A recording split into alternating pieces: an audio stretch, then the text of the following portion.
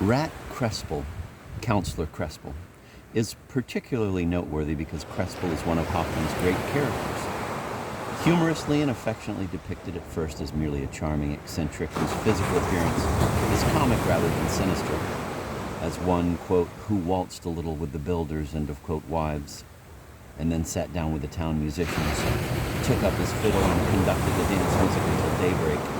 He is yet the artist who invariably finds the ordinary stifling and restrictive. His eccentric, crazy behavior is here most effectively depicted as his only way of avoiding madness. In many ways, what so shocks one about Crespel at the conclusion of the story is the realization that he may be the most sane of any of Hoffmann's artists. Hence, his estrangement from the everyday world has about it a condemnatory power, less obvious and convincing in other depictions of the artist as one who truly seems on the brink of madness. That Hoffmann may see Crespel as sane suggests, quite aside from its other implications, that he viewed him as strongly autobiographical.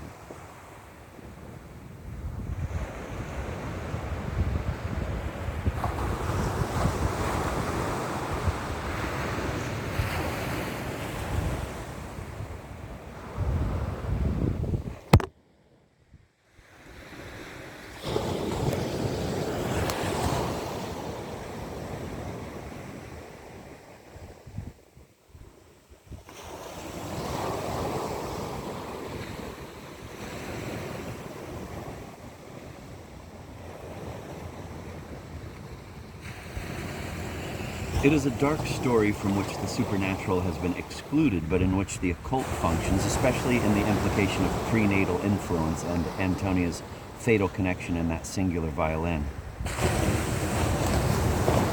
Antonia is destined to die, dedicating herself to art with her lover means death. But abandoning art to remain with her father is also a form of death.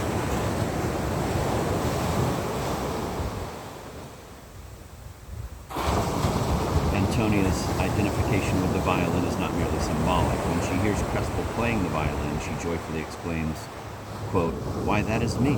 I am singing again," end quote.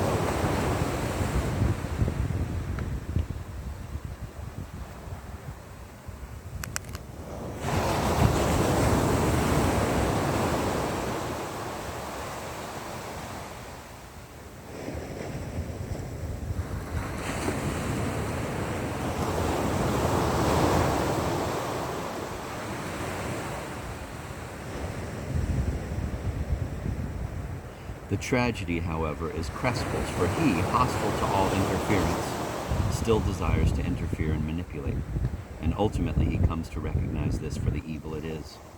He twice accuses himself of having tried to play God, the Father, and once accuses the narrator of considering himself to be God, the Son.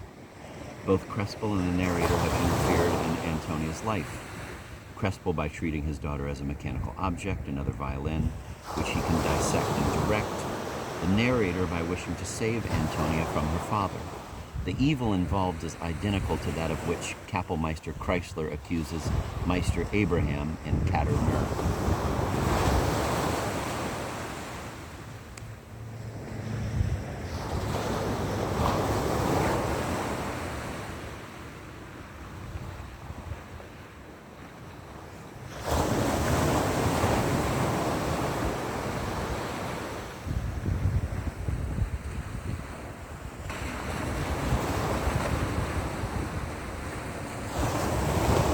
It is again impossible to determine where Crespel's dream begins and how much of what we read is to be taken as having happened, but one of the major themes can here be isolated, and what it tells us is as pessimistic as anything in Hoffmann's work. Art and love cannot coexist.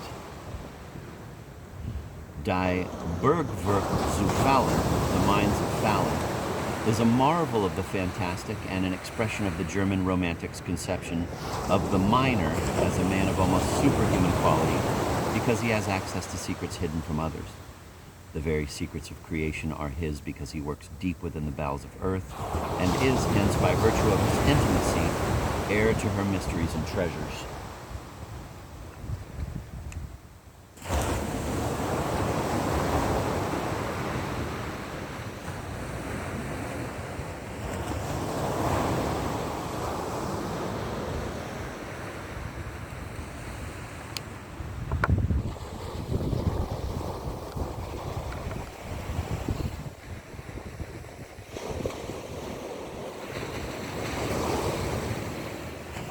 story opens with sunshine and gaiety, but the tone shifts, first when Ellis discovers that his mother is dead, then immediately following when an old miner excoriates him for despising the mines, quote, an enchanted garden, end of quote, which he has never known. Significantly, the old miner concludes, quote, I have uncovered for you, Ellis Frobaum, all the glories of a calling nature did truly intend for you.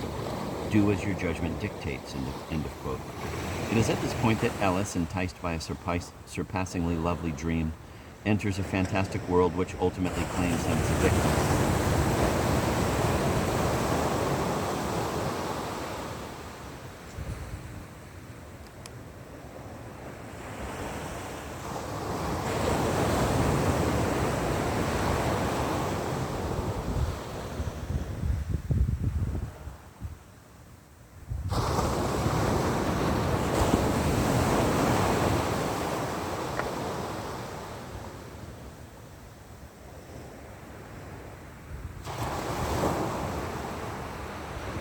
Like Nathaniel and the Sandman, who sees with his spyglass what others cannot, Ellis sees in the mines metals which are hidden from others. For both Nathaniel and Ellis, the bourgeois world of love and marriage becomes the determining factor that drives them to the world of fantasy, and to their doom, and neither story is fantasy equated with the world of art. There is no reconciling Atlantis.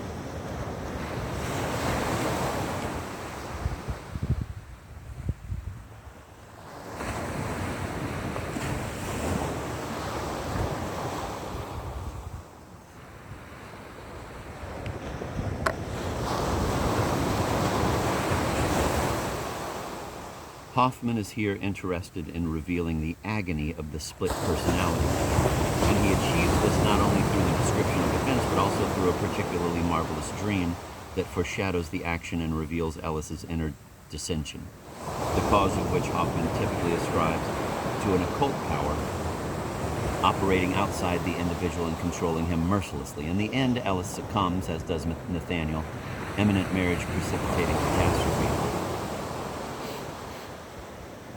It also suggests that love may be death itself. There is, too, much in the dream which seems patently erotic and Oedipal. When, for example, he looks up at the queen, he hears the voice of his mother. Quote, he thought he saw her figure through the cleft, but it was a charming young woman, end of quote, etc.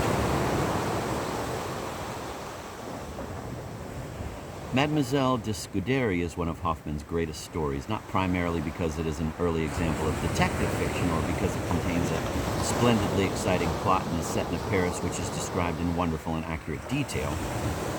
It should not be overlooked that Hoffmann almost invariably endows his stories with a realism born of specificity and minute detail. Further, he is known to have done research to assure the accuracy of his depictions. His detailed and accurate presentation of places and, as in this story, characters adds to their believability and, of course, enhances the fantastic. It is, in part, the very blending of romanticism and what might also be called scientific realism, which is Hoffmannesque.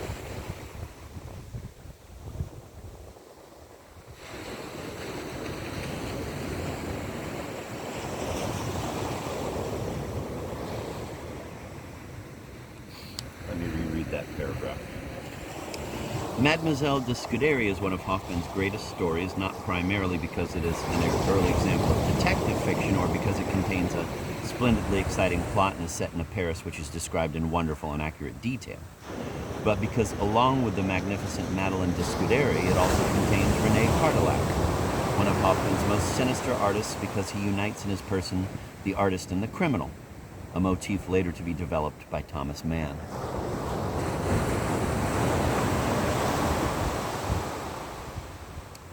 Cardillac carefully plans and commits numerous murders, each time plunging a dagger into the heart of a victim for whom he has created a masterpiece of the jeweler's art. Why does he commit such crimes? Because art has become a curse and creativity has become the ultimate selfishness.